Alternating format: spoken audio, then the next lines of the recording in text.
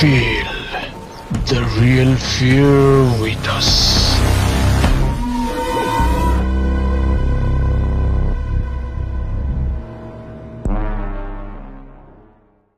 প্রিয় লিসেনার্স, আসসালামু আলাইকুম। আজ মহান 21শে ফেব্রুয়ারি, জাতীয় শহীদ দিবস ও আন্তর্জাতিক মাতৃভাষা দিবস। 1952 সালের এই দিনে সালাম, বরকত, রফিক, জব্বার সহ নাম না জানা আরও অনেকেই ভাষার জন্য নিজের জীবনকে অকাতরে বিলিয়ে দিয়েছিলেন। আর তাদের এই ত্যাগের বিনিময়েই আমরা মাতৃভাষায় কথা বলার অধিকার ফিরে পেয়েছিলাম। আজকের এই এপিসোডের শুরুতেই সেই সকল ভাষা শহীদের প্রতি রইল গভীর শ্রদ্ধা ও দোয়া। আর যেই ভাষা সৈনিকগণ এখনও জীবিত আছেন তাদের সুস্থতা কামনা করছি।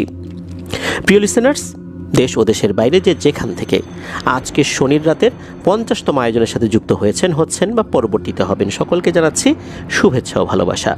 আশা করি সবাই ভালো আছেন, সুস্থ আছেন। আজকের এই এপিসোডে আপনাদের পাঠানো 4টি ঘটনা নিয়ে হাজির হয়েছি। আশা করছি ঘটনাগুলো আপনাদের ভয়ের শিহরণ জাগাতে সক্ষম হবে ইনশাল্লাহ। আপনাদের সাথে ঘটে যাওয়া বা আপনাদের জানা সত্য ভয়ের ঘটনাগুলো আমাদেরকে লিখে বা রেকর্ড করে ইমেল করতে পারেন afnanthehorrorworldbd@gmail.com এই ইমেল অ্যাড্রেসে। ইমেল অ্যাড্রেসের স্পেলিংটা বলে দিচ্ছি, AFNANTHEHORRORWORLDBD afnanthehorrorworldbd@gmail.com। স্পেলিংটাও আমরা আমাদের ভিডিও ডিসক্রিপশনে দিয়ে রেখেছি, সেখানে গিয়ে স্পেলিংটা চেক করে নিতে পারবেন। প্রিয় লিসেনার্স, ঘটনাগুলো কেমন লাগছে তা জানিয়ে ভিডিওর কমেন্ট সেকশনে কমেন্ট করতে পারেন। এছাড়া আমাদের ফেসবুক পেজ আর গ্রুপ তো রয়েছেই, আফনান দ্য হরর ওয়ার্ল্ড নামে, সেখানে গিয়েও আপনারা আপনাদের মতামত জানাতে পারেন। এই ভিডিওর লাইক বাটনে প্রেস করতে ভুলবেন না। ভিডিওর লিঙ্কটাও বেশি বেশি শেয়ার করে দেবার অনুরোধ করছি, যাতে করে যারা সত্য ভয়ের ঘটনা শুনতে ভালোবাসেন তাদের কাছে আপনাদের এই শেয়ারের মাধ্যমে আফনান দ্য হরর ওয়ার্ল্ড পৌঁছাতে পারে।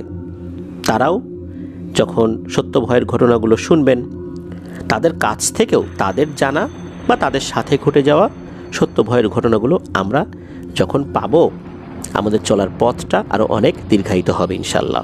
চলুন আজকের এপিসোডের প্রথম ঘটনায় চলে যাই। প্রথম যে ঘটনাটি আপনাদের সাথে শেয়ার করব, যিনি এই ঘটনাটি পাঠিয়েছেন তার নাম মশিউর রহমান আতিক। উনি ঢাকা বিশ্ববিদ্যালয়ের ইতিহাস বিভাগে মাস্টার্সে অধ্যয়নরত রয়েছেন। আর উনি হাজী মোহাম্মদ মহসিন হলের আবাসিক স্টুডেন্ট।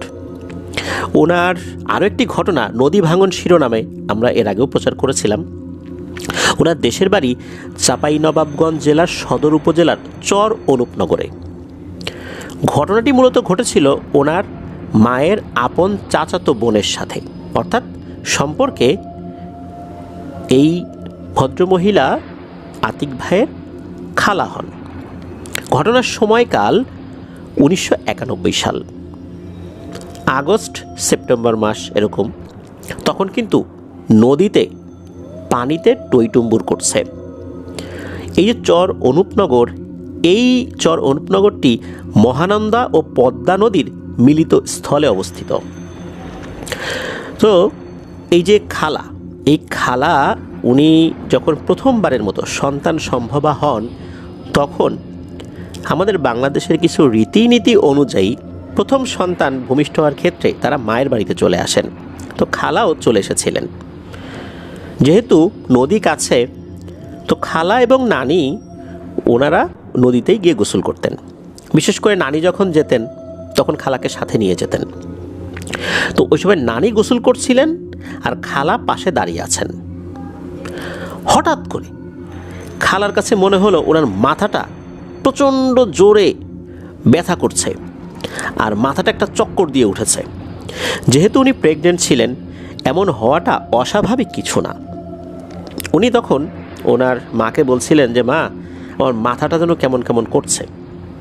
তখন নানি ওই গোসল করা অবস্থাতেই বললেন যে, আচ্ছা ঠিক আছে, তুই তাহলে বাসায় চলে যা, আমি আস্তে আস্তে আসতেছি, তুই যাই বিশ্রাম নে। তো খালা বাড়িতে চলে আসেন। তো মাথা ব্যথা কিন্তু কিছুক্ষণ পরই ঠিক হয়ে যায়।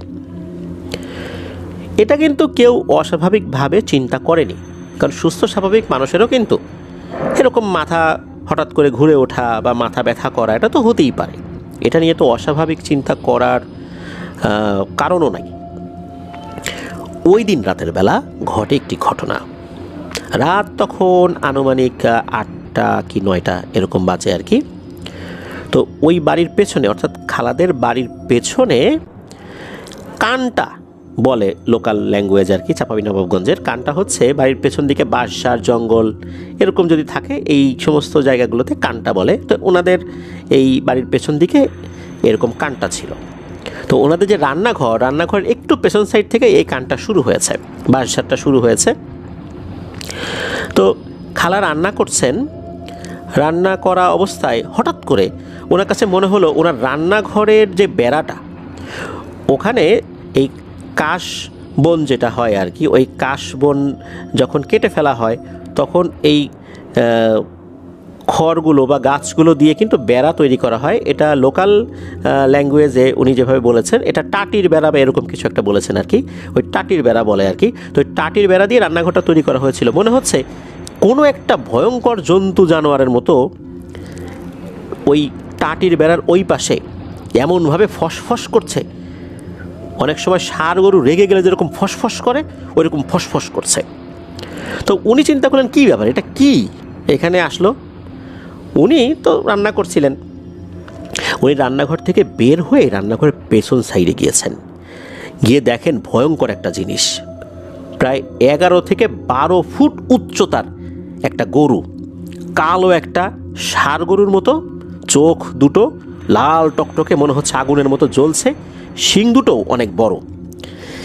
এই জিনিসটা এরকম ফসফস শব্দ করছে আর সামনের পা দিয়ে মাটিতে ক্রমাগত আঘাত করছে, মনে হচ্ছে এখনই আক্রমণ করবে খালার উপরে, মনে হচ্ছে সব কিছু ভেঙে চুরে একাকার করে ফেলবে, এরকম আচরণ করছে।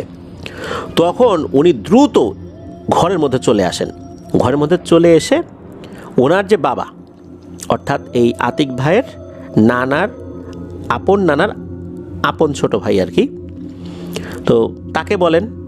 উনিও টুকটাক ঝাড়ফুঁক জানতেন।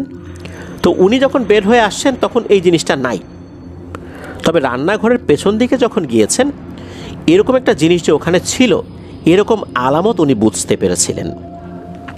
উনি কিছু দোয়া দুরুদ পড়ে ওই অন্ধকারের মধ্যেই ফু দিয়ে দেন আর খালাকেও ফু দিয়ে দেন, বলেন যে আশা করি আর সমস্যা হবে না। তো উনি ওরকম বড় ধরনের কোনো কবিরাজ ছিলেন না, এমনি টুকটাক ঝাড়ফুঁক জানতেন এরকম আর কি। তো ওই রাত তো ওভাবেই চলে গেল, ওই রাতে আর কোনো সমস্যা হয় নাই। এর কয়েকদিন পরে রাত আনুমানিক 3টা 3:30 হবে আর কি, তখন খালার ওয়াশরুমে যাওয়ার প্রয়োজন পড়ে। এখানে একটা কথা বলে রাখা ভালো যে গ্রামের ওয়াশরুমগুলো বাড়ির বাইরে হলেও ওনাদের এই ওয়াশরুমটা আসলে একটু বেশিই বাইরে ছিল। কেননা ওনাদের বাড়ি থেকে ওয়াশরুমটা যেখানে তৈরি করা হয়েছিল পায়ে হেঁটে যেতেই প্রায় 3 মিনিট লাগে। আর এই ওয়াশরুমটা আবার এই যে কানটা, অর্থাৎ এই বাঁশঝাড় জঙ্গল এটার ভেতরে। এই কারণে রাতের বেলা যেই যেত কাউকে না কাউকে সাথে ডাক দিয়ে নিয়ে যেত। খালাও কিন্তু রাতের বেলা যখনই যেতেন, হোক সেটা সন্ধ্যাবেলা বা গভীর রাতের বেলা, নানিকে কিন্তু সাথে নিয়ে যেতেন। ওনার যখন ঘুম ভেঙে যায়, ঘুম ভাঙার পর উনি কি মনে করে যেন নানিকে ডাক দেন নাই, উনি নিজেই একা ওদিকে যাওয়া শুরু করেছেন। তো ওইদিকে উনি গিয়েছেন, এই পর্যন্ত ঠিকঠাক আছে, ঠিকঠাক মতো উনি ওয়াশরুমে গিয়েছেন। তো ওয়াশরুম থেকে বের হয়ে বাসার দিকে হাঁটা শুরু করেছেন। যেতেও তো 3 মিনিট লাগে, আসতেও 3 মিনিট লাগে। তো যখন ফেরত যখন আসছেন তখন হঠাৎ করে ওনার পেছন দিকে খসখস খসখস শব্দ ওনার কানে ভেসে আসে। মনে হচ্ছে যে কিছু একটা ওনার পিছু পিছু আসছে। কিছুক্ষণের মধ্যেই উনি ওনার ঘাড়ের উপরে গরম নিঃশ্বাস কিছু একটা ফেলছে এরকম অনুভব করেন। আর সেই নিঃশ্বাসটা ফোঁস ফোঁস শব্দ করছে আর গরম নিঃশ্বাস এসে ঘাড়ের উপর পড়ছে। এবার উনি এমন জায়গায় এসে দাঁড়িয়ে পড়েছেন, ঠিক ওনার রান্নাঘর যেখানে ওইখানে, অর্থাৎ ওনাদের যে উঠানটা শুরু হবে এমন একটা জায়গায় এসে দাঁড়িয়ে পড়েছেন। এর ভিতর হয়েছে কি, নানি ওনার ঘুম ভেঙে গিয়েছে, উনি দেখেন পাশে তার মেয়ে নাই। চিন্তা করলেন কি ব্যাপার, মেয়েটা কোথায় গেল, ওয়াশরুমে গেল নাকি? তো গেল, আমাকে ডাকলো না, নাকি আমাকে ডেকেছে, আমি গভীর ঘুমেছিলাম উঠতে পারি নাই। উনি কি মনে করে ঘর থেকে বাইরে বের হয়েছেন। ঘর থেকে যেই না বাইরে বের হয়েছেন তখনই কিন্তু খালা আবার ওই রান্নাঘরের কাছাকাছি এসে দাঁড়িয়েছেন। ওই সময় নানি ভয়ঙ্কর একটা জিনিস দেখে চোখ বড় বড় করে ফেলেন। খালা প্রথম দিকে মনে করেছিলেন যে তাকে দেখে ভয় পেলেন কি না, কিন্তু খালা পরে বুঝতে পেরেছিলেন যে খালার পেছনে যেই জিনিসটা দাঁড়িয়ে আছে এইটা নানি দেখে ফেলেছেন। তবে নানি দেখে ফেলার পর অন্য কোনো মানুষ হলে কি করত? তিনি ভয়ে চিৎকার দিয়ে কোনো কিছু একটা করতেন। উনি কিন্তু সেটা করলেন না।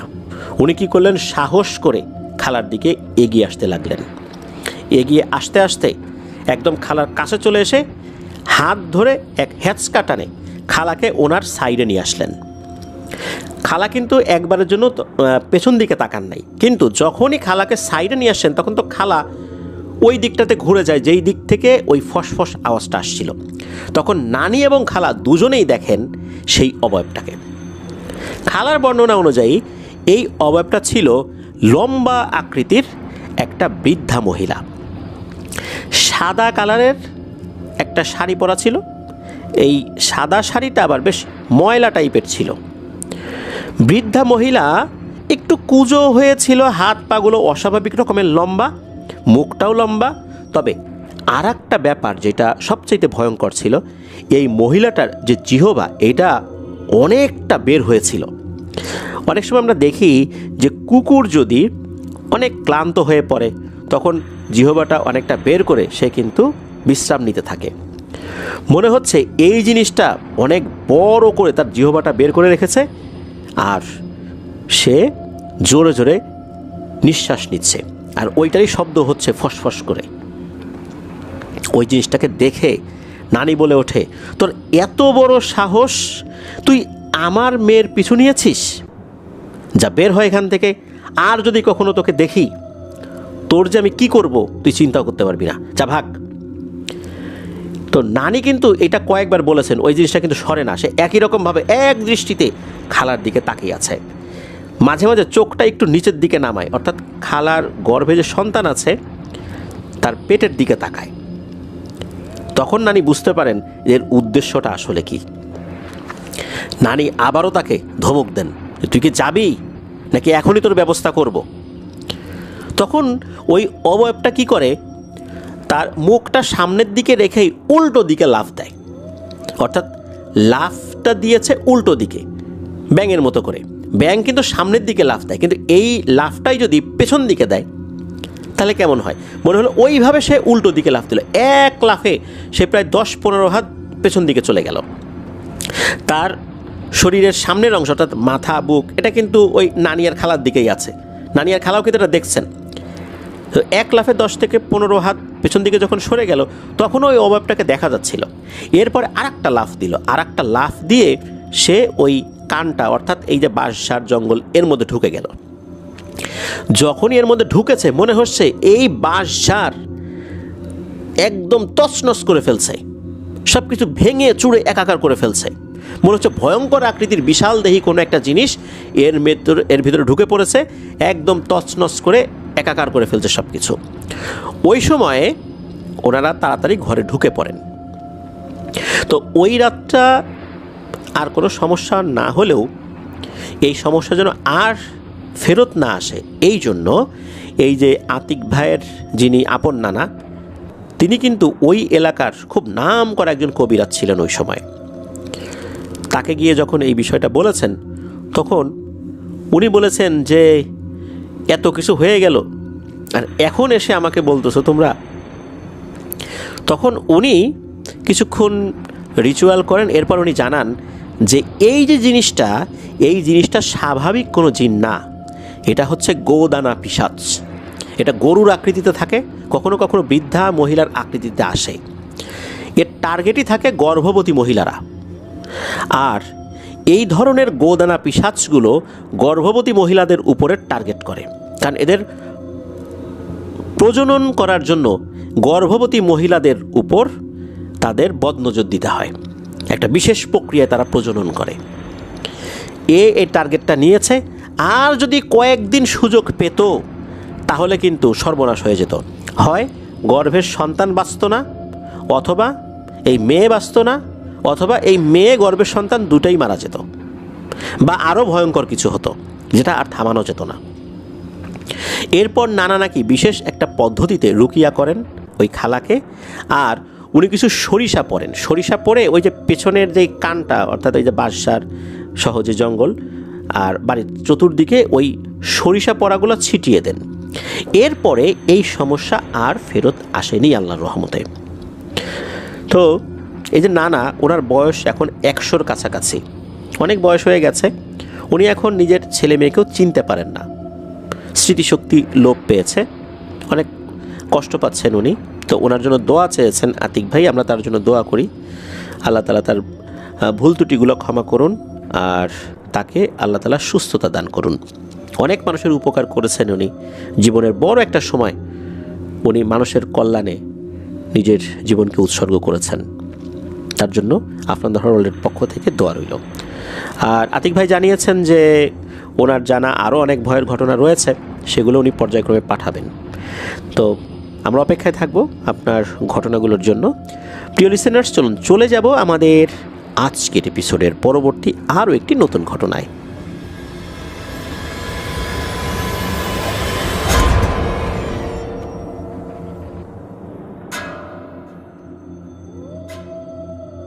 প্রিয় লিসেনার্স, এবারের ঘটনাটি আমরা পেয়েছি একজন আপুর কাছ থেকে। ওনার নাম মুবাশশির।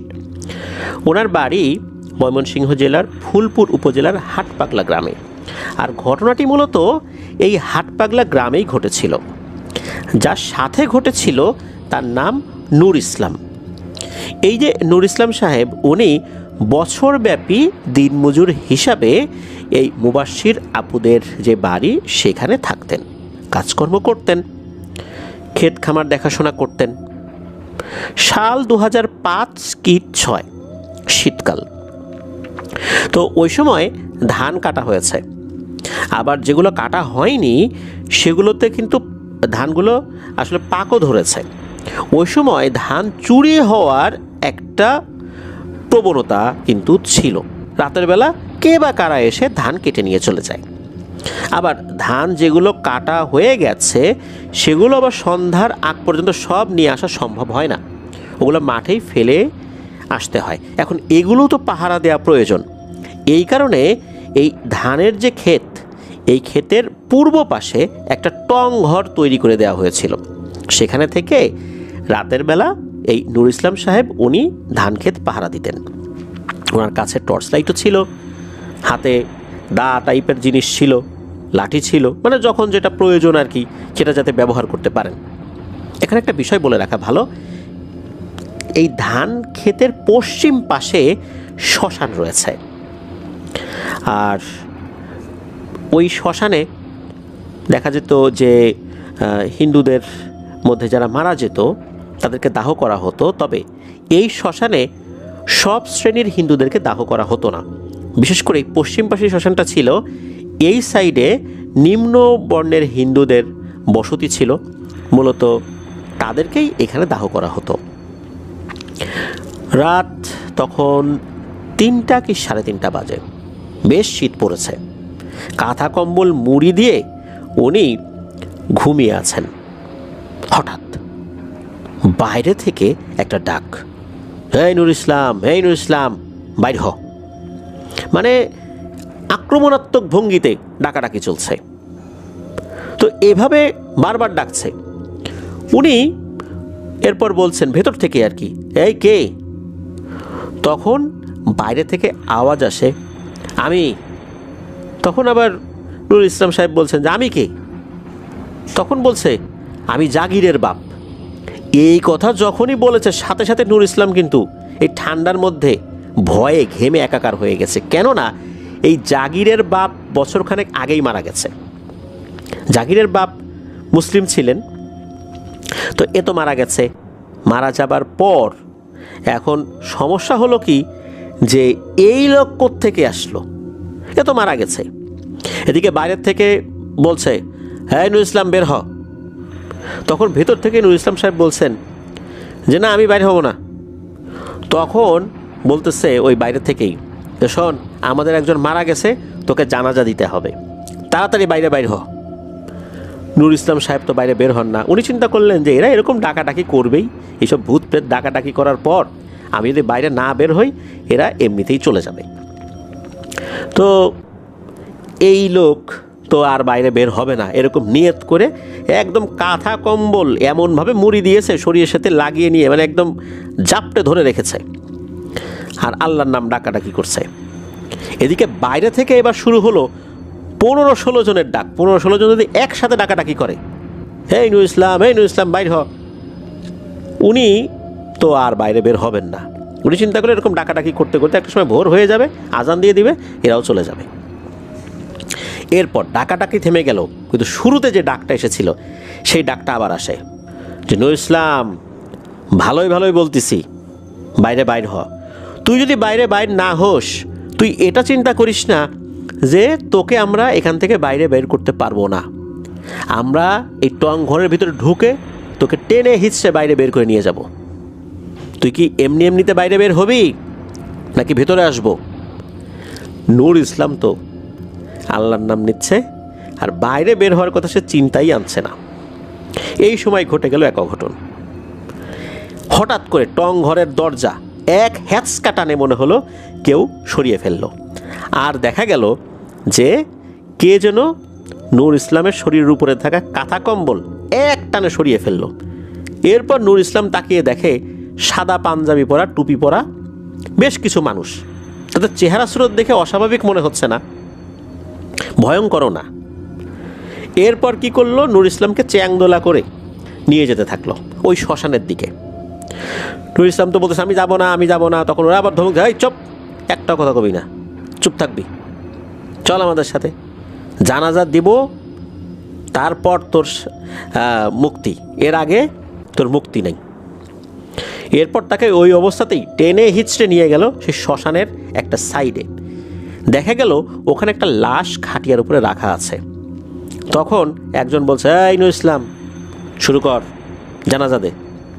এখন সমস্যা হলো কি, এই নূর ইসলাম আরবি দোয়া কালাম পারতো না, এমনকি জানাজার নামাজ কিভাবে পড়তে হয় এটা জানলেও জানাজার নামাজে কি দোয়া পড়তে হয় এটা উনি সেভাবে জানতেন না।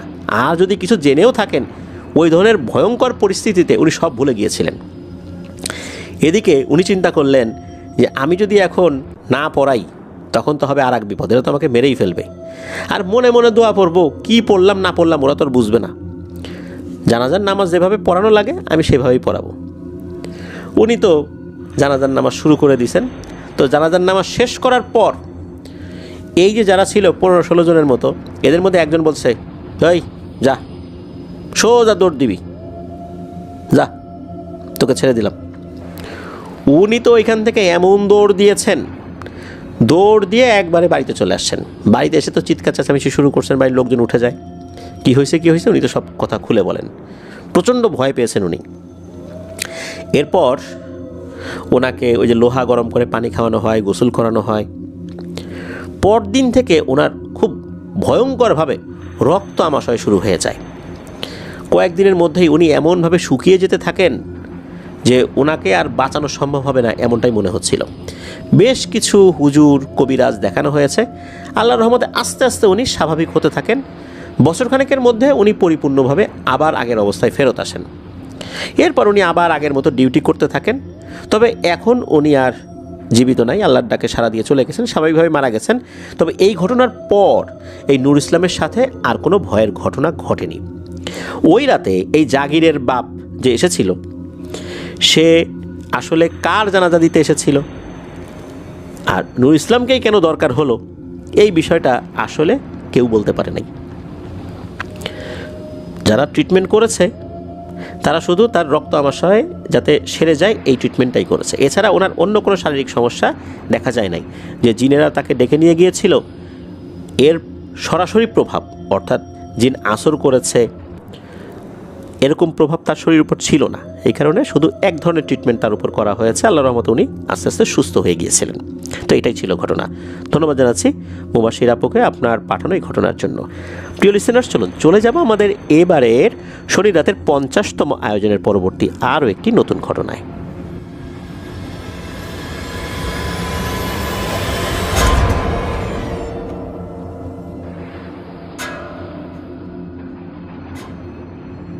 প্রিয় লিসেনার্স, এবারের ঘটনাটি আমরা যার কাছ থেকে পেয়েছি ওনার নাম জুয়েল। উনি বর্তমানে ঢাকার সাভারে রয়েছেন, একটা গার্মেন্টসে কর্মরত রয়েছেন। ওনার দেশের বাড়ি গাইবান্ধা জেলার সদর উপজেলার বল্লামঝাড় ইউনিয়নের সর্দারপাড়া গ্রামে। যে ঘটনাটি উনি পাঠিয়েছেন, ঘটনাটি ওনার দাদার সাথে ঘটেছিল। একটি ঘটনা খুবই রোমহর্ষক, আরেকটি ঘটনা রহস্যময়। রহস্যময় ঘটনাটি যখন ঘটে তখন কিন্তু এই জুয়েল ভাই ছোট ছিলেন, দাদার পাশেই ছিলেন। উনি শুধু শুনছিলেন কিন্তু কিছু দেখেননি। চলুন ঘটনায় চলে যাই। প্রথম যে ঘটনাটি, এই ঘটনাটির সময়কাল মুক্তিযুদ্ধেরও আগের, এক্স্যাক্ট সাল বলা যায় না। তো দাদা উনি এক রাতে ওনার শ্বশুর বাড়িতে গিয়েছিলেন। তো এই যে সর্দারপাড়া যে গ্রাম, এই গ্রাম থেকে উনি পাশের গ্রামে বিয়ে করেছিলেন। সেই গ্রামের নাম হচ্ছে ইদুলপুর। তো হেঁটে যেতে 30 মিনিটের মতো সময় লাগে, যদি মেইন রাস্তা দিয়ে যাওয়া যায় 30 মিনিটের মতো লাগে। আর তখন তো আসলে এরকম রাস্তাঘাট ছিল না, সেই মহান মুক্তিযুদ্ধেরও আগের কথা বলছি। তখন তো অনেক ঝোপ ঝঙ্গল আশেপাশে, এরকম পরিবেশ তো এখনকার মতো ছিল না, এটা তো বোঝাই যায়। তো উনি রাতের বেলা গিয়েছেন, তো ঠিকঠাক মতোই গিয়েছেন, এমনটা না যে উনি অনেক রাতের বেলা গিয়েছেন শ্বশুরবাড়িতে, বিষয়টা এরকম না। তো যখন গিয়েছেন সেখানে খাওয়া দাওয়া করার পর শ্বশুরবাড়ি থেকে বলা হয় যে আজকে রাত্রে থেকে যাও। তো উনি বললেন যে না, সকালে তো আমার কাজকর্ম আছে, থাকলে তো সমস্যা, তো আমি চলেই যাই। শ্বশুরবাড়ি থেকে বলে যে যেতে লাগে মাত্র 30 মিনিট, তো তুমি থাকলে সমস্যাটা কি? তো উনি আর থাকতে চাইলেন না, উনি বললেন যে এই অল্প সময় লাগে দেখেই তো থাকতে চাচ্ছি না, চলেই যাই। তো শ্বশুরবাড়ি থেকে আর বাধা দিলেন না। আর তখন যে অনেক রাত হয়ে গেছে এটাও কিন্তু বলা যাবে না, কারণ উনি সন্ধ্যার পরে রওনা দিয়েছিলেন, 30 মিনিটের মধ্যে পৌঁছে গেছেন, গিয়ে গল্প গুজব করেছেন, খাওয়া দাওয়া করেছেন। তখন রাত ওই সময়ের প্রেক্ষাপটে হয়তো বা রাত 8টা সাড়ে 8টার মতো বাজে। সেই হিসাবে আসলে ওই সময় অনেক রাত, আশেপাশের লোকজন ঘুমিয়ে পড়েছে। উনি রওনা দিয়েছেন। তো উনি যখন রওনা দিয়েছেন চিন্তা করলেন যে যেহেতু রাত হয়ে গেছে একটু শর্টকাট পথ ধরি, তাতে 30 মিনিটের জায়গায় হয়তো বা 15-16 মিনিট রাখতে পারে। তো উনি যে দিক দিয়ে রওনা দিয়েছেন ওই পথ দিয়ে, অর্থাৎ শর্টকাট যে রাস্তাটা, ওই রাস্তাতে একটা জায়গায় হিন্দু সম্প্রদায়ের কিছু লোকজন বসবাস করে, মানে হিন্দু পাড়া আর কি। ওইখানে একটা শ্মশান রয়েছে। ওই পর্যন্ত আসতে তার শ্বশুরবাড়ি থেকে 7 থেকে 8 মিনিট সময় লাগে। আবার এই শ্মশান থেকে আরও 7 থেকে 8 মিনিট এগিয়ে গেলে ঈদগাহ রয়েছে। এই ঈদগার পরেই ওনার বাড়ি। তো উনি যখন ওই শ্মশান ঘাটটা পার হয়েছেন কেবল, তখন দেখেন ভয়ঙ্কর একটা জিনিস। উনি দেখেন বিশাল আকৃতির একটা হাতি। আর এই হাতি যেন তেন হাতি না, স্বাভাবিক আকৃতির যে হাতি হয়, প্রাপ্তবয়স্ক হাতি হয়, এই হাতি থেকে মনে হচ্ছে 4-5 গুণ বড় একটা হাতি। আর এই হাতির একটা বিশেষ বৈশিষ্ট্য রয়েছে, সেটা হচ্ছে তার পুরো শরীরে বড় বড় লোম রয়েছে। মনে হচ্ছে এই লোমগুলো রাস্তা ঘেঁষে ঘেঁষে চলে যাচ্ছে। আমরা আইস এজ মুভিতে যেই ম্যামথ দেখেছি, সেই ম্যামথ আকৃতির হাতি উনি দেখেছেন। হাতিটা যখন এক একটা পা ফেলে তখন মাটি নাকি ভূমিকম্পের মতো থরথর করে কেঁপে ওঠে। উনি এই জিনিসটা দেখেছেন। উনি দেখলেন হাতিটা হেলে দুলে এগিয়ে যাচ্ছে আর মাটি থরথর করে কাঁপছে। সমস্যাটা হলো উনি যেই রাস্তা দিয়ে যাবেন সেম রাস্তাতেই ওই হাতি হেঁটে যাচ্ছে। এখন উনি কিভাবে এই পথ দিয়ে যাবেন? হাতি যদি একবার টের পায় যে উনি এই রাস্তায় আছেন তাহলে তো মৃত্যু নিশ্চিত।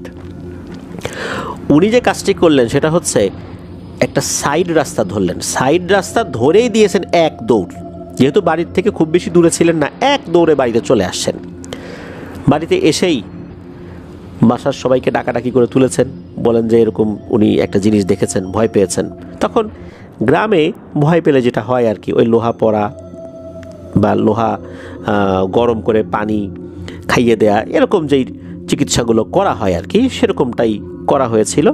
পরের দিন থেকে ওনার জ্বর হয়, একজন হুজুরকে ডেকে ঝাড়ফুঁক করানো হয়। এরপরে উনি আল্লাহর রহমতে সুস্থ হয়ে যান। এটা নিয়ে আর কোনো সমস্যা হয়নি। আর দ্বিতীয় যে রহস্যময় ঘটনা, এই ঘটনাটা যখন ঘটে তখন এই জুয়েল ভাই অনেক ছোট ছিলেন। দাদা বেশ অসুস্থ, মৃত্যুশয্যাই বলতে হবে। তো উনি একটা ঘর তৈরি করেছিলেন, একটা কাচারি ঘরের মতো একটা ঘর তৈরি করেছিলেন আর কি। তো ওখানে উনি শোয়া ছিলেন, আর দাদার পাশে জুয়েল ভাই বসা ছিলেন। দাদা গাইবান্ধার যে আঞ্চলিক ভাষা, সেই ভাষাতেই কথা বলতে অভ্যস্ত ছিলেন, যেহেতু উনি গ্রামের মানুষ, একদম প্রমিত বাংলায় কথা বলতে উনি পারতেন না, আঞ্চলিক ভাষায় কথা বলতেন।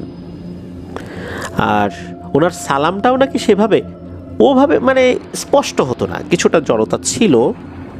উনি হঠাৎ করে খুবই সুন্দর করে সহিভাবে আসসালামু আলাইকুম রহমতুল্লাহ বলে ওঠেন।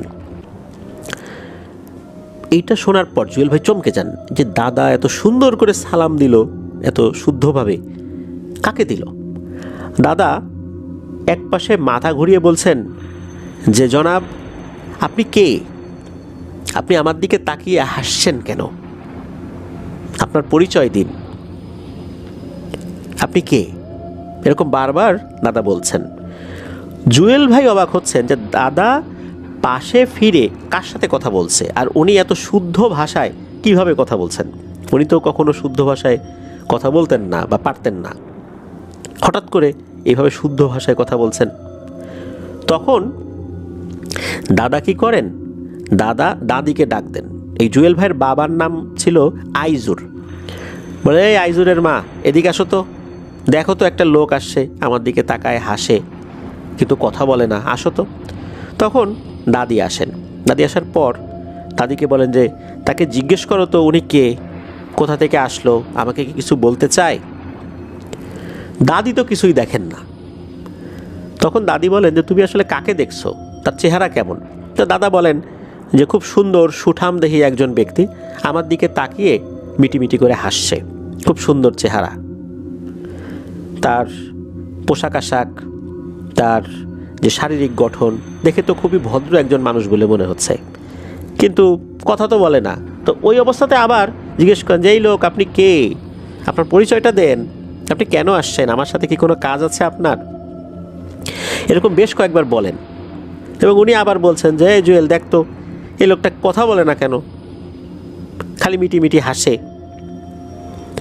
এদিকে দাদার মুখে এরকম শুদ্ধ ভাষায় কথা শুনে জুয়েল ভাই আর দাদি দুজনই অবাক হচ্ছেন।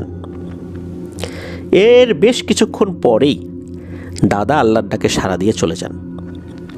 তো এই যে রহস্যময় যে ঘটনাটি, এই ঘটনাটি কিন্তু যখন ঘটে তখন জুয়েল ভাই দাদার পাশে ছিলেন। তো জুয়েল ভাই একটা প্রশ্ন করেছিলেন যে আসলে ওই লোকটা কে ছিল, উনি কি কোনো জিন ছিলেন নাকি হযরত আজরাইল আলাইহিস সালাম ছিলেন? তো এই বিষয়টা উনি জানতে চেয়েছেন। আমরা যতটুকু জেনেছি হাদিস অনুযায়ী, সেটা হচ্ছে যে মৃত্যুর ঠিক পূর্বে আজরাইল আলাইহিস সালাম, বান্দার আমল যদি ভালো হয়, তিনি অনেক সুন্দর চেহারায় বান্দার সামনে উপস্থিত হন, তাতে করে তার মৃত্যু যন্ত্রণা নাকি অনেকটাই কমে যায়। আর বান্দা যদি খারাপ মানুষ হয়, পাপী হয়, তাহলে নাকি আজরাইল আলাইহিস সালামকে মৃত্যুর পূর্বে অনেক ভয়ঙ্কর রূপে দেখে, যা তার মৃত্যু যন্ত্রণাকে আরও অনেক অনেক গুণ বাড়িয়ে দেয়।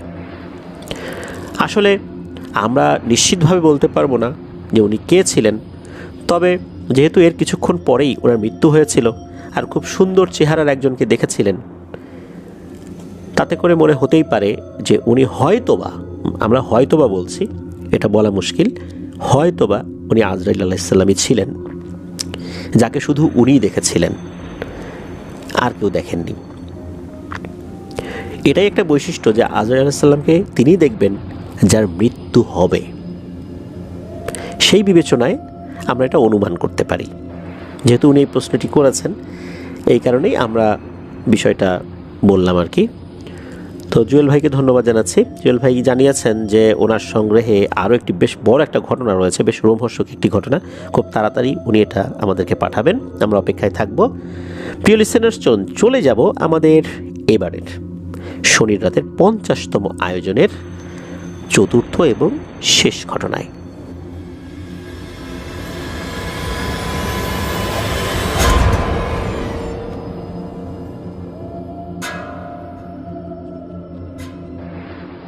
আবারও ফিরে এলাম প্রিয় লিসেনার্স আমাদের এবারে শনির রাতের 50তম আয়োজনের চতুর্থ এবং শেষ ঘটনায়।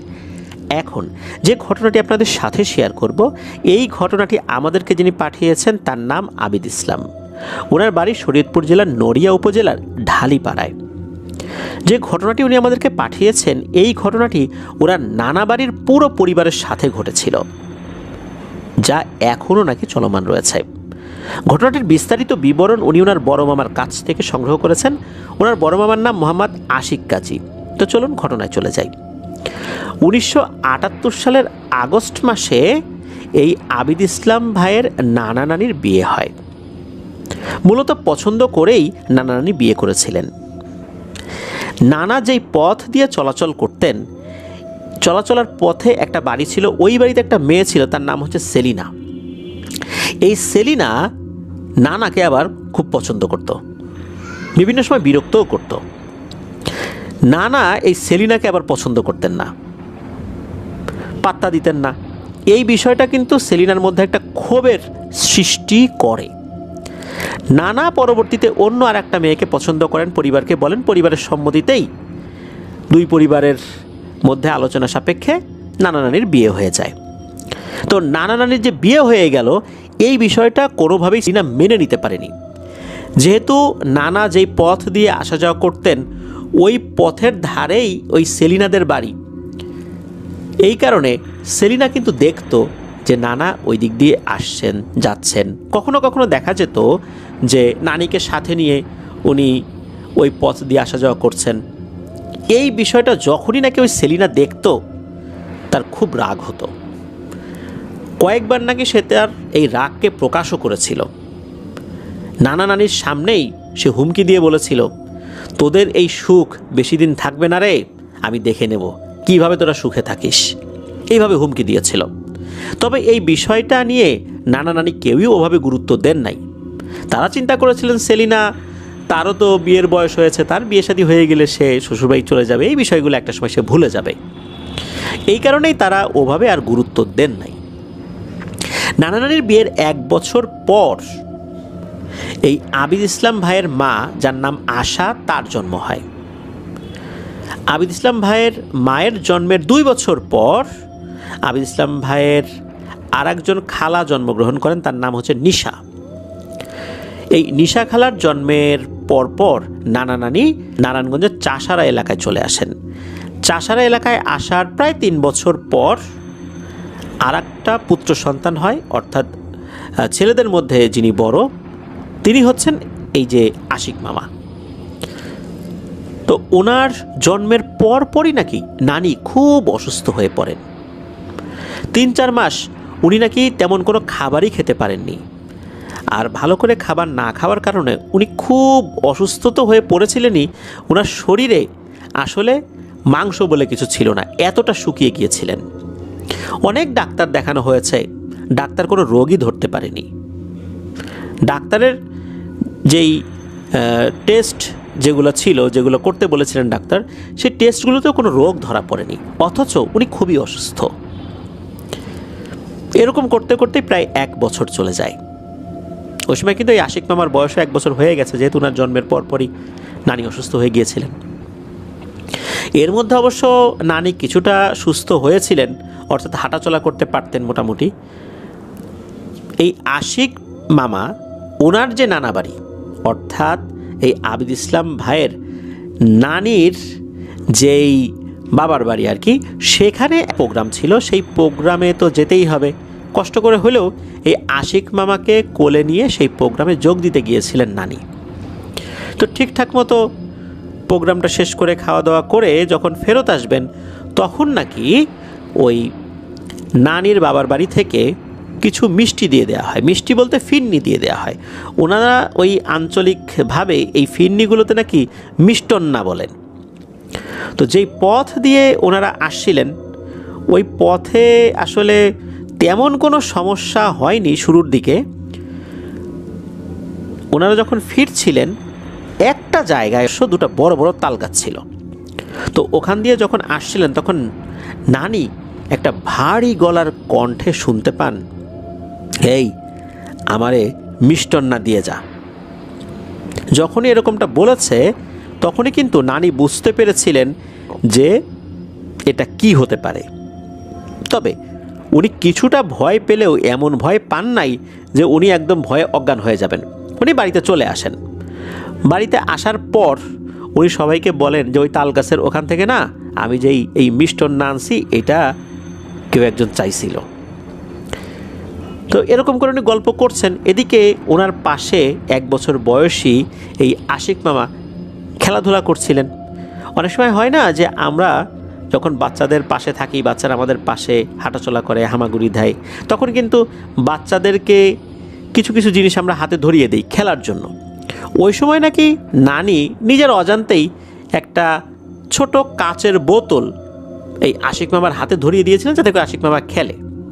তো খাটের উপর থেকে এই বোতল নিয়ে খেলতে খেলতেই হঠাৎ করে নিচে পড়ে যান এই আশিক মামা। ওই সময় বোতলটা ভেঙেও যায়। এতটুকু সময়ের মধ্যে ঘটে আরেকটা ঘটনা। এই আশিক মামা নাকি বোতলের ওই ভাঙা কাচের টুকরো দিয়ে এমনভাবে ওনার গালটাকে কেটে ফেলেন যেটা 1 বছর বয়সী কোনো বাচ্চার পক্ষে সম্ভবই নয়। হ্যাঁ, এলোমেলোভাবে কাটতে পারে, কিন্তু এমনভাবে কেটেছিল যেটা বেশ রহস্যময় ছিল। এটা কিভাবে সম্ভব?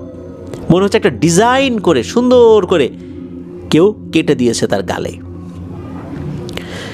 এরপর থেকেই নাকি এই আশিক মামা আস্তে আস্তে অসুস্থ হতে থাকেন, আর নানি আস্তে আস্তে কিছুটা সুস্থ হতে থাকেন। নানি যেভাবে কোনো কিছু খেতে পারতেন না, আশিক মামাও একই রকমভাবে কোনো কিছুই খেতে পারতেন না, শুধু কান্নাকাটি করতেন।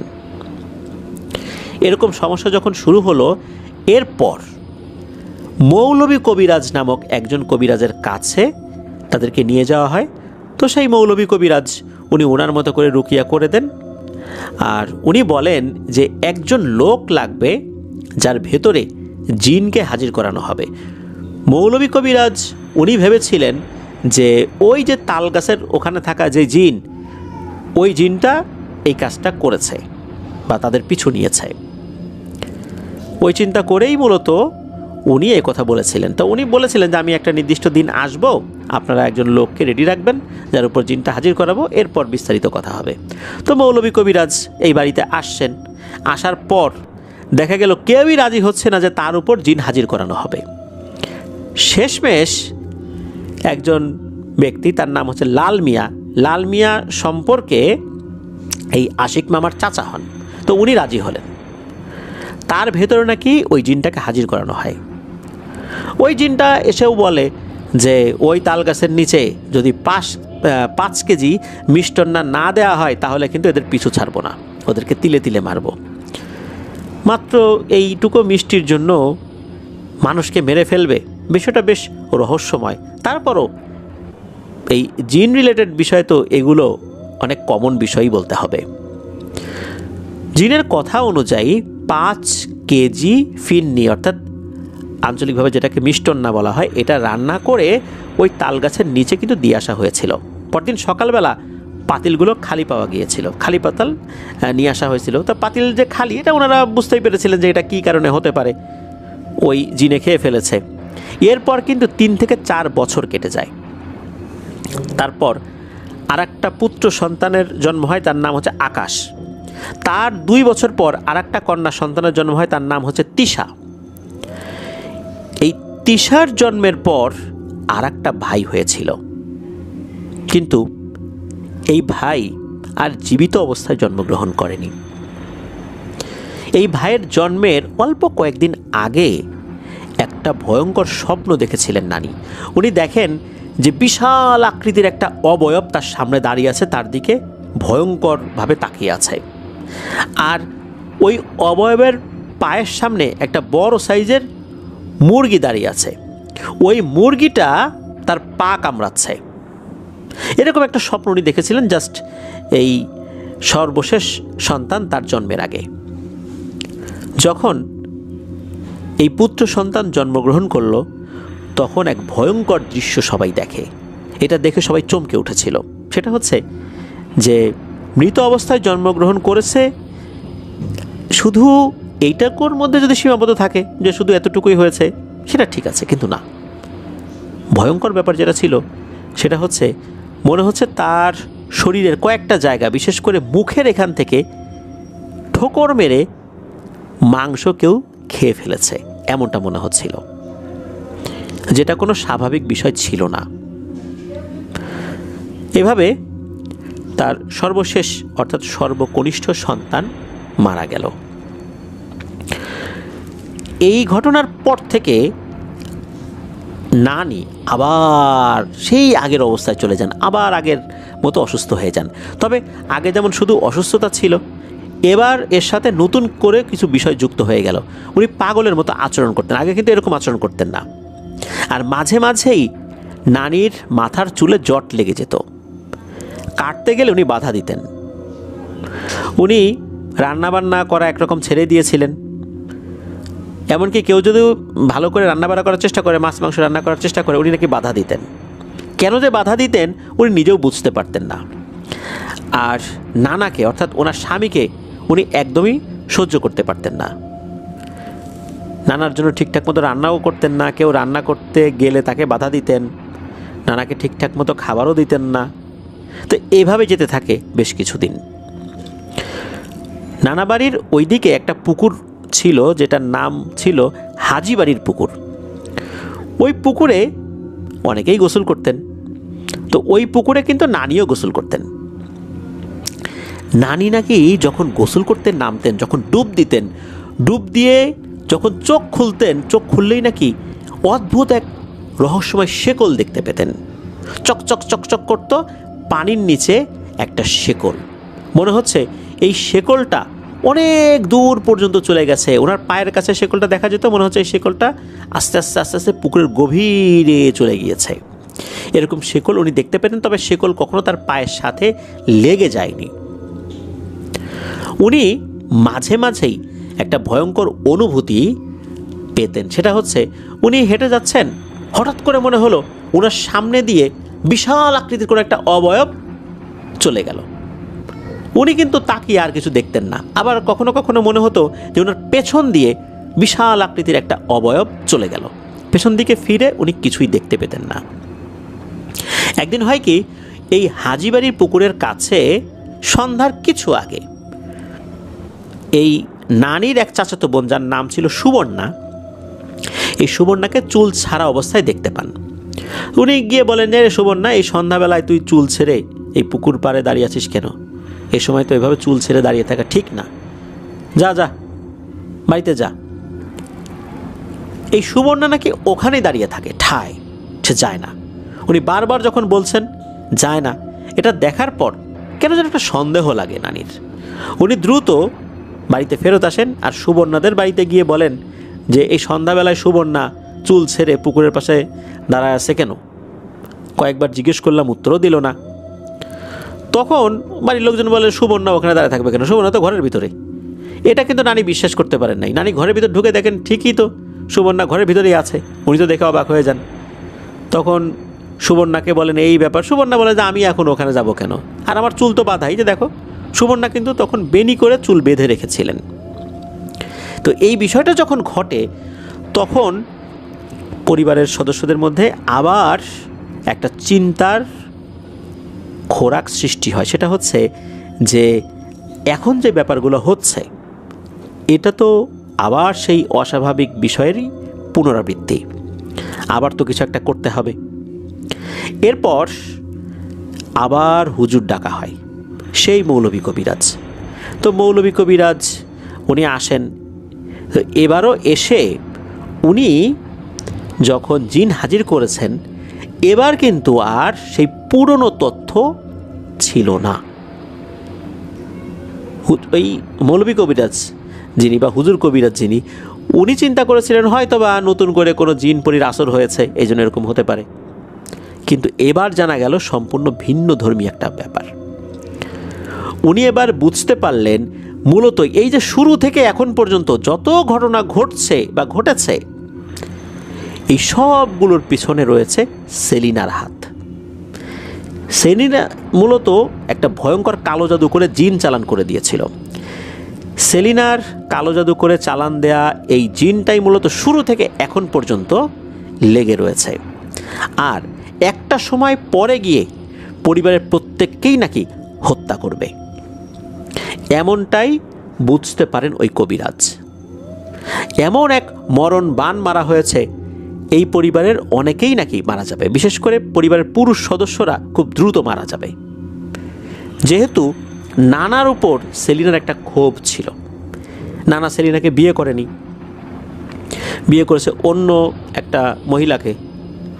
নানার কথা হচ্ছে, সেলিনার সাথে তো আমার কোনো সম্পর্ক ছিল না, আমি তাকে কেন বিয়ে করব? তাকে তো আমি কথাও দেই নাই, সুতরাং তাকে তো বিয়ে করে আমার কোনো প্রশ্নই আসে না। সে নিজেই তো আমাকে বিভিন্ন সময় উত্ত্যক্ত করেছে। সেলিনা রাগে ক্ষোভে মূলত এই কাজগুলো করেছিল। এই পরিবারের বেশ কিছু পুরুষ সদস্য কিন্তু মারা গিয়েছে। নানা কিন্তু অনেক আর্লি মারা গিয়েছেন বলতে হবে। তো এই যে নানা মারা গেলেন, তারপর আরেকজন সন্তান অর্থাৎ নানার সন্তান, উনি তো মারা গিয়েছেন আরও আগেই, বিশেষ করে তার জন্মের সময় মারা গিয়েছিলেন। এরও বেশ কিছু বছর পর তো নানা মারা গেলেন। নানি এখনও নাকি অসুস্থ, এখনও অসুস্থ। উনি পরিপূর্ণভাবে আর কখনোই সুস্থ হন নাই। এত বছর ধরে কতটাই না কষ্ট করছেন ওনারা, এই সমস্যার সমাধান হয় নাই। এই জাদুটা এমনভাবে তাদের রক্তের সাথে মিশে গিয়েছে, এর থেকে আর ওনারা সহজে বের হতে পারেন নাই। ওনারা ওনাদের জায়গা থেকে চেষ্টা তদবির করেছেন, বাট সেভাবে কোনো ফল হয়নি। প্রিয় লিসেনার্স, আমরা কালো জাদু সম্পর্কিত বিভিন্ন ধরনের ঘটনা তো শুনতে পাই। আমরা বিভিন্ন ঘটনাগুলোর মধ্যে বেশ কিছু শিক্ষণীয় ব্যাপারও কিন্তু শিখেছি, জেনেছি। বিভিন্ন সময় আমরা দেখেছি ঘটনার মাধ্যমে যে শাশুড়ি বেটার বউর উপর জাদু করেছে, বা বেটার বউ শাশুড়ির উপর জাদু করেছে, শাশুড়ি অত্যাচার করে এটা সহ্য করতে না পেরে এরকমটা করেছে। আবার ভাইয়ের বউ অন্য ভাইয়ের বউর উপর জাদু করেছে, সম্পত্তির জন্য একে অন্যের উপর জাদু টোনা করেছে। এটা কিন্তু খুব কমন একটা বিষয়। আর প্রেমে ব্যর্থ হয়ে জাদু টোনা করা, এটাও একটা কমন বিষয়। অন্তত বাংলাদেশের প্রেক্ষাপটে জাদু টোনার চর্চা সারা পৃথিবীতেই রয়েছে, বিভিন্ন দেশে বিভিন্নভাবে সেটা রয়েছে। আর আমাদের দেশে এই বিষয়টা অনেকটা কমন। অনেকেই আমরা বিশ্বাস করতে চাই না, আমরা বিশ্বাস করি না করি, যা সত্য এটা কিন্তু মিথ্যা হয়ে যাবে না। পবিত্র কোরআনের অনেক জায়গায় সেহের শব্দটা উল্লেখ রয়েছে। সেহের শব্দের অর্থ জাদু। রাসূলুল্লাহ সাল্লাল্লাহু আলাইহি ওয়াসাল্লামকে কিন্তু জাদু করা হয়েছিল। আর এই জাদুর প্রেক্ষাপটেই সূরা ফালাক নাস নাজিল হয়েছিল, এটা কিন্তু আমরা অনেকেই জানি। সুতরাং আমরা যদি কেউ বিশ্বাস না করি যে জাদুটোনা আছে, কালো জাদু করে কারো ক্ষতি করা সম্ভব না, এগুলা কিভাবে সম্ভব, বিজ্ঞান কি এটা বলে কি না? বিজ্ঞান অনেক কিছুই এখনও আবিষ্কার করতে পারেনি, তারা চেষ্টা করে যাচ্ছে, হয়তো অদূর ভবিষ্যতে আবিষ্কার করতে পারবে। আবিদ ইসলাম ভাইয়ের নানা বাড়ির প্রত্যেকের জন্য দোয়া রইল, আল্লাহ তাআলা তাদেরকে সুস্থতা দান করুন। প্রিয় লিসেনার্স, এই এপিসোডে যারা ঘটনা পাঠিয়েছেন সবাইকে অন্তরের অন্তঃস্থল থেকে ধন্যবাদ জানাচ্ছি।